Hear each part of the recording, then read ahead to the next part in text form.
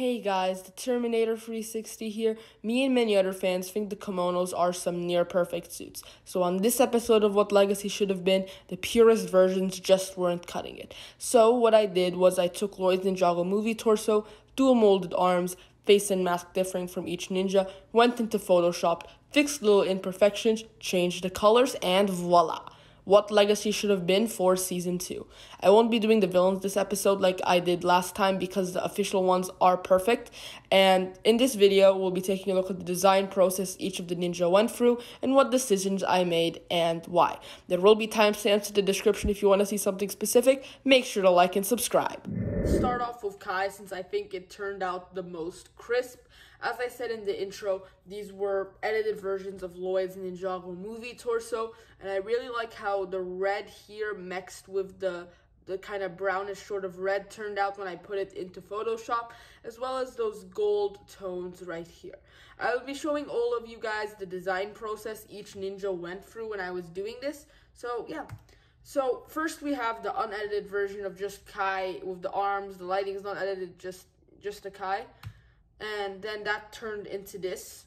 But then we also had this right here, which was this edited version. I did it everything, but the arms were plain black instead of having those dual molded of red up here and black down there, and just having the black with the tiny hints of red here and here. I didn't end up liking it as much. It made it seem much more stealthy, which is a good thing, but not, I think, in this context. And then we had this version, which I don't even know what I was going to do with here. I didn't even end up editing it. I was basically going to turn this, I can't even see it because the pointer's red. The red part black and then the black part red. And I thought that didn't just make sense since this right here.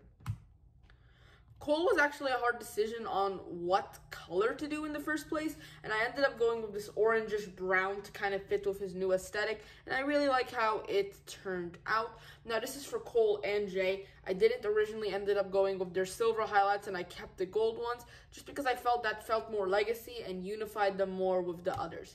Here's Cole's original design. It's a mess since since we have that red dual molded arms. There are the brown and black dual molded arms from that Ninjago movie Garmadon figure, but that thing really, I forgot about it when I was doing this, so I just ended up editing it. It would have saved a bit of time. Then I also had this design, the alternate one, where I just used his movie torso and put the legacy shoulder pads and hood, just like I did for the rest.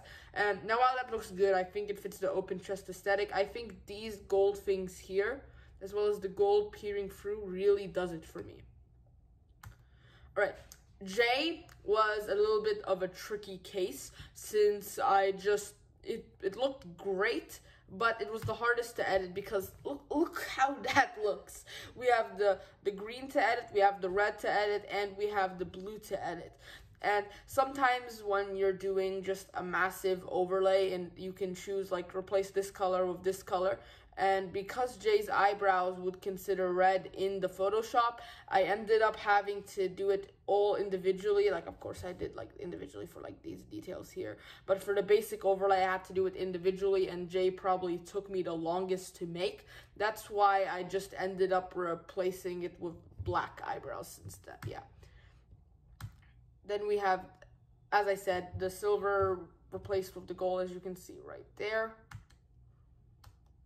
Zane was easily the hardest to make.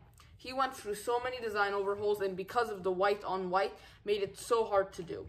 First, he had his Legacy 1 hood, not his Legacy 3 one, which I ended up using, with his human face. And when I did the lighting and the edits, that didn't turn out great. The next step was I did the human face and Legacy 1 face and used this light turquoise color, which I think was way over the top and didn't turn out as much as I wanted. Then we had the human face on the black Legacy mask. I edited that, didn't turn out as I wanted. And then finally we're left with this, which is the titanium face on the torso right here. And I really like what I did with having a little bit of gray here and some white there. Lloyd, it easily took the least editing, since I didn't even have to edit these main straps here. All I had to do was edit the arms. They turned out a bit lighter green than I liked, but I also thought it gave it some contrast. Here's the original photo of all the shadows and the non-edited red arms. And then we have Nia, which was a really fun one to make, since I didn't know what colors to go off of her because she's had so many colors and different designs. Here's the original version of it. Of course, I was going to stick with the dual molded arms and legacy mask, but the whole key was what to edit these here. Whether to edit red, like I originally did. And that was going to be my final product. As you can see, the lighting is edited and everything is done. But then when I brought it in, it looked way too much like Kai's suit. So to give it some variation, I used that light blue color on Zane, and I actually like it a lot more than my original intent.